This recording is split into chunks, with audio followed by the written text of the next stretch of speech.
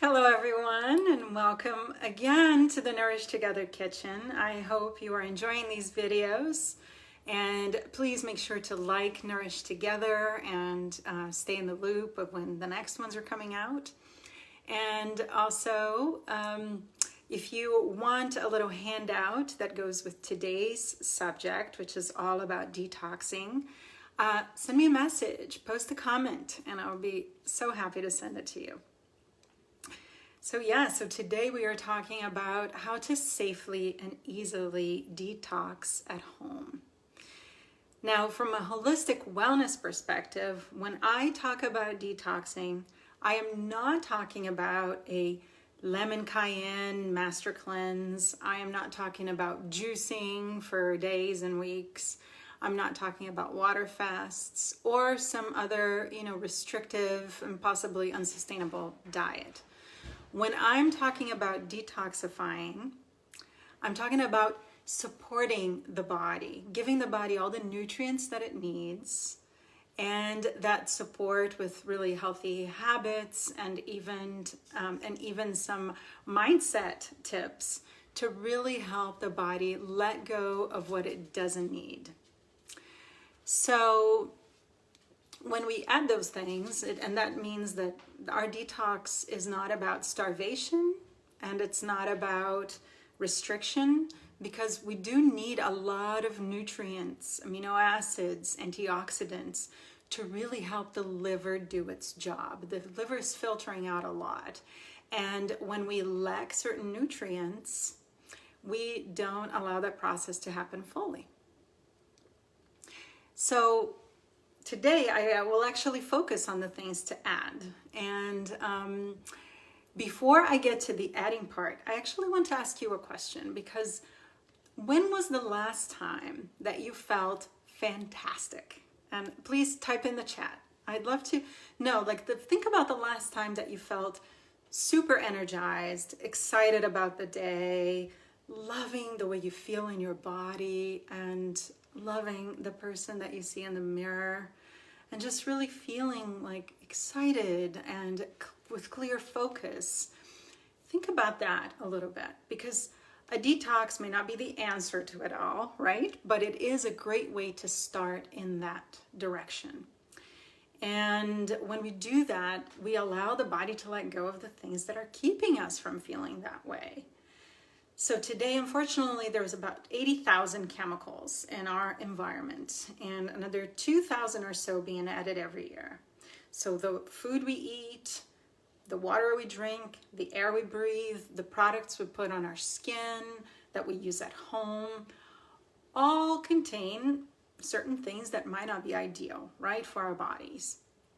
And now our bodies are pretty smart and set up to filter a lot of toxins out. And as I mentioned before, if we are lacking certain nutrients, or if there's any issues in our liver detoxification, so for example, if there's a lot of caffeine and alcohol, those two in particular don't really help the liver do its job. They stop the liver in phase 2 of detoxification. So it's like they almost hug the liver so it can't really continue to process what it needs. And so when that happens, our body starts storing those toxins in fat cells. So we create fat cells to store toxins so that those toxins don't threaten our organs and don't mess up other very important parts of the body. So what ensues is usually, weight gain, but even without weight gain, that could be happening, even without visible weight gain, right? But with the weight gain can come a lot of inflammation. Fat cells, unfortunately, can release some inflammatory compounds called cytokines, and that just creates a little sort of unhealthy loop. And so then we get dis-ease when all of that is happening. So the best way to address all that and actually coming back to ease and to feeling great is by kind of hitting that reset button and taking some time to really focus on how we help our bodies process all that stuff out.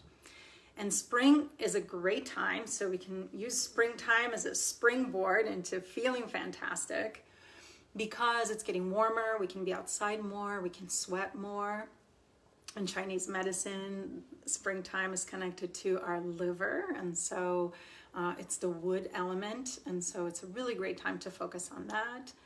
And also, it's a great time to do it because after the winter, in the winter we tend to accumulate a little more of those toxins, and we tend to indulge in maybe heavier foods and sugars, sweets. Sometimes alcohol is part of that. So this really is a great time as things are kind of springing out of the ground, that we can also give ourselves that best chance at getting to that place of feeling fantastic. So let me focus on the things that we can add today, and then we'll do part 2 on the things to eliminate or remove or reduce, if that feels better, right? So some of the things to adopt. Well, plants are our cleansing friends. Adopt as many plants as possible. Chris Carr talks about, having a plant passionate diet. I love that term. And it doesn't necessarily mean you have to go vegetarian. You can still eat animal protein, and actually amino acids are a really big important part of cleansing, and so I'll get to that in a minute.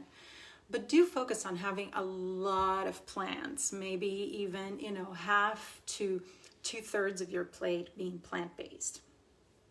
So certain plants are actually even more of our friends as far as helping the liver detoxify. So those are artichokes, all the bitter greens, so mustard and dandelion greens, the allium family, so garlic, onions, and then beets, and then all the leafy greens and all the herbs like basil, cilantro is a great detoxifier.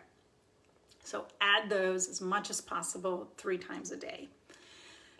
Then you can also add some booster foods. So seaweed and seaweed powders. Maybe if you don't like eating seaweed, you can get dulse, which is a little powder, and you can add that to your salad dressings or just top salads and other things with it.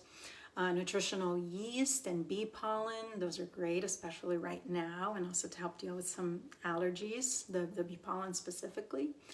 And then lots of sprouts, again, with those greens. Sprouts are amazing, and they really contain so much nutrition per cup, per bite. They are much more nutritious than the actual, final plant.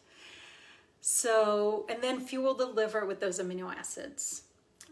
Wild fish, pasture-raised meats, so focusing maybe on chicken, turkey, some lean red meat, or even some lamb. And again, maybe once a week.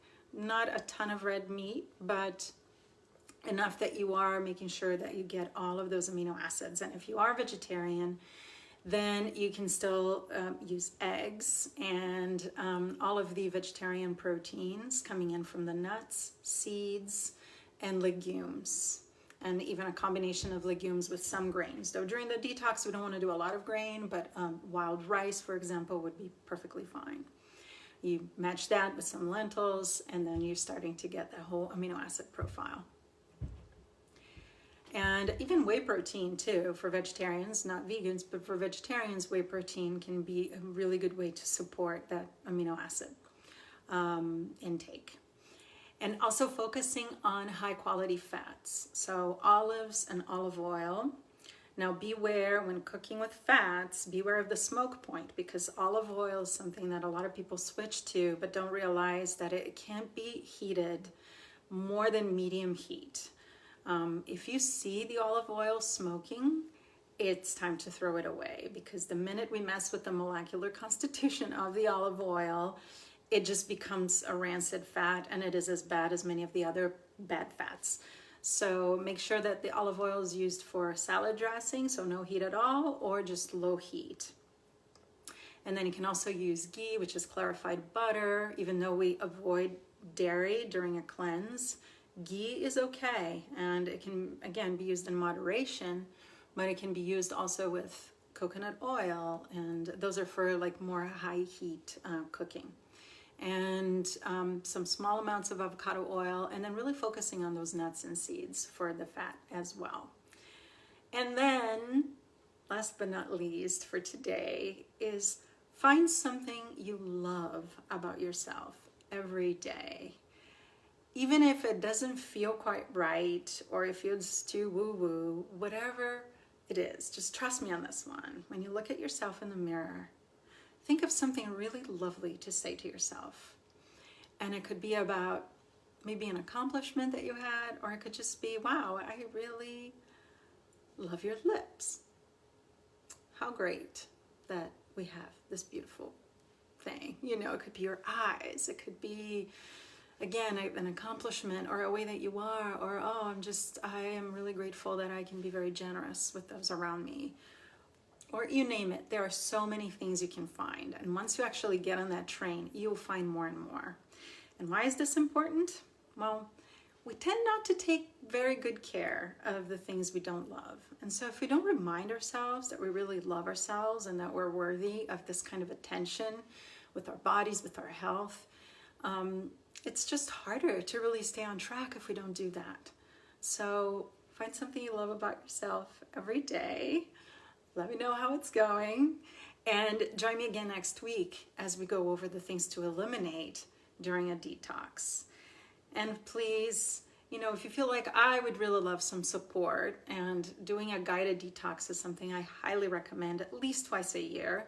And you can learn enough about it to really adopt it more as a lifestyle in a way that feels sustainable to you, to do it over the long run. But at least twice a year, using 2 to 3, maybe even 4 weeks to really focus on helping your body get rid of stuff that it's accumulating, it's a really good idea.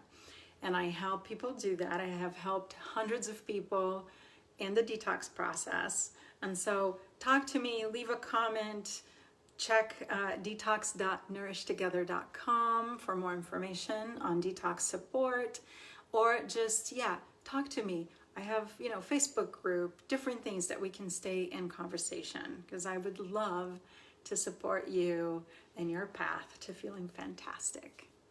Thank you.